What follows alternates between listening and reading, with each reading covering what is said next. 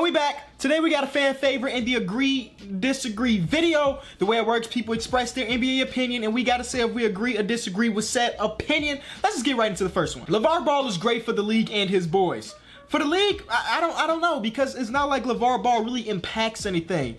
I mean, earlier in last season, he was yapping at the mouth about his son, Lonzo, and everything. But other than that, he's kind of a nothing. He's just a dad in the league with an opinion. So he don't really affect the league. But as far as for his boys, he's great for his boys.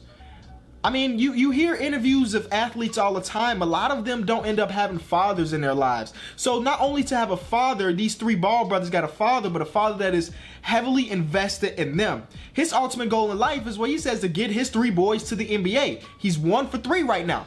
The middle child,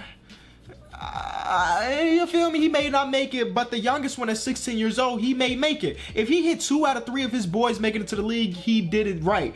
And even if it was 0 for 3, just being a father invested in your sons makes you a great dad. That's all that really matters. One thing I can respect Lavar Ball for is trying to challenge the NCAA. For years and years and years, tens of years, the NCAA has had this stranglehold on young athletes trying to make it to the next sport, whether it be basketball or football. Baseball, you ain't even gotta go to college if you don't want to, but they had these stranglehold on these athletes, and Lavar Ball was like, you know what, let me build something where these boys don't have to hit the NCAA and try to make the NBA or an overseas league another route, and that was the JBA.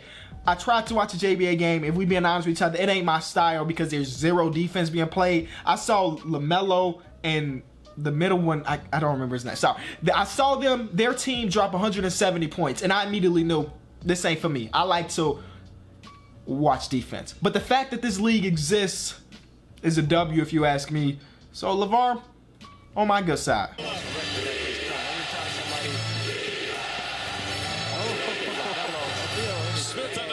Kobe fans are still concerned LeBron will minimize Kobe Bryant's legacy. Man, let me break this down for y'all. So I've talked to plenty of Laker fans. Most of them here in Chicago, because Chicago's a weird city because like majority of our people here are Bulls fans, but there's a large percentage that are Lakers fans. You gotta think about it.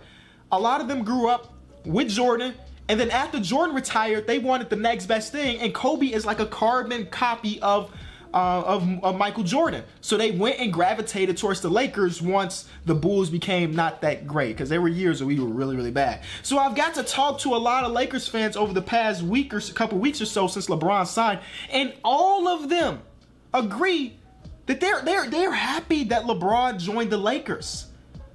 You know, you see on ESPN or whatever, on Bleacher Report, fans messing up the LeBron James murals and everything. Those are not Lakers fans doing that.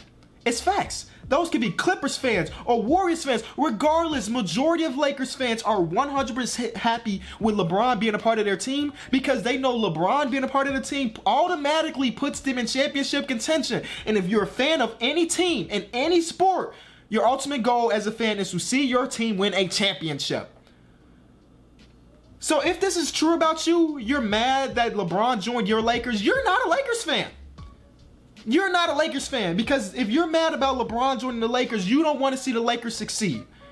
Because LeBron puts you in a position to succeed. Ingram has the most potential out of the Lakers' young core. I agree with this one. I don't really know how to classify potential. This is one thing I'm not that great at, but when I watch BI play, Brandon Ingram play, I automatically see, like, I think that this guy's gonna be great. Not saying that Lonzo Ball or Kyle Kuzma won't be great, but out of the three, I think Brandon Ingram may be the best.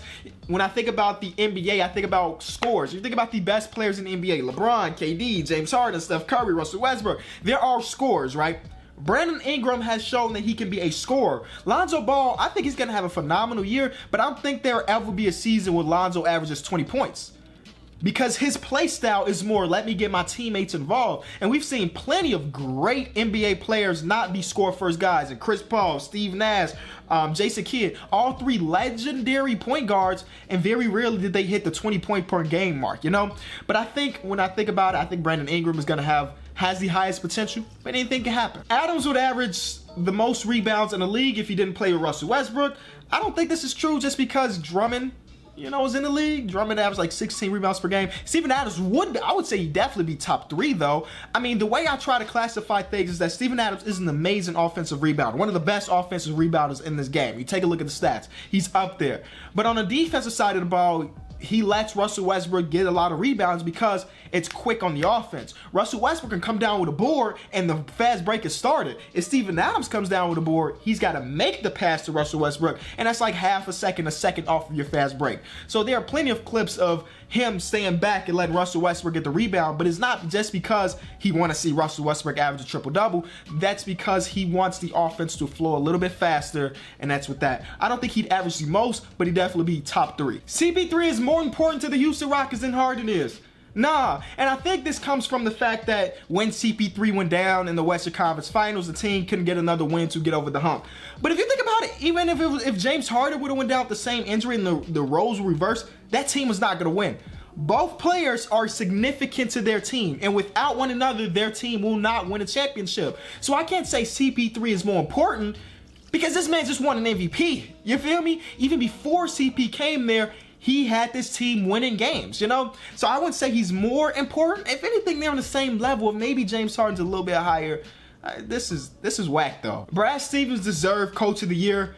I would have voted for Brad Stevens, but that doesn't mean that Dwayne Casey didn't deserve it as well. You think about how successful that team was in the regular season, because that's when the awards matter, right? This is a regular season award, not a postseason award. So yeah, they got swept in the playoffs and all, but in the regular season, the Toronto Raptors turned a lot of things around. They went from a heavily isolated team, heavy ISO team, to a team that had a more free-flowing offense, and they won more games because of it. So I can't say that Dwayne Casey didn't deserve it, but personally, I would have gave it to Brad Stevens when you think about how successful his team was after the Gordon Hayward injury, and then even the Kyrie Irving injury. That team stayed afloat during the regular season with their 2 best players going down with injury. Of course, Gordon Hayward basically missed 81.5 games, and Kyrie Irving missed, I want to say 20 or so, something like that. Regardless, the team was successful when both players were out. I would have voted Brad Stevens, but Dwayne Casey deserved it too. LeBron James Jr. will not live up to people's expectations because of how good his dad is. This is kind of, I'm just going to leave this with a PSA to people out here, all right? The internet is a beautiful, beautiful spot. Without the internet, I don't have a job here. You don't know who I am, and there is no Team Overtime or none of your favorite YouTubers. But one thing I hate about the internet, as far as the basketball internet, is that a lot of young players get highlighted way too early. You know, I've seen Bronny James's highlights. The guy looks really, really good. But how many people have you seen on the internet his age look really good and just didn't pan out? You know, one thing I wish the internet would stop doing is trying to say, who is the next LeBron James, and show a video of a high school freshman. He probably won't be the next LeBron James. You know, and it's been happening like this for a very, very long time. It's hard for these players to live up to expectations. If you think Bronny Jr. is going to be as good as his dad, you might be disappointed, because his dad is arguably the second best player to ever pick up a basketball. You know, I just read an article about my little cousin. Shout out to you, EJ, if you're watching this video. And it said that he's in 6th grade, and it says EJ will probably be a one-and-done college player. And I look at it like, he's in 6th grade.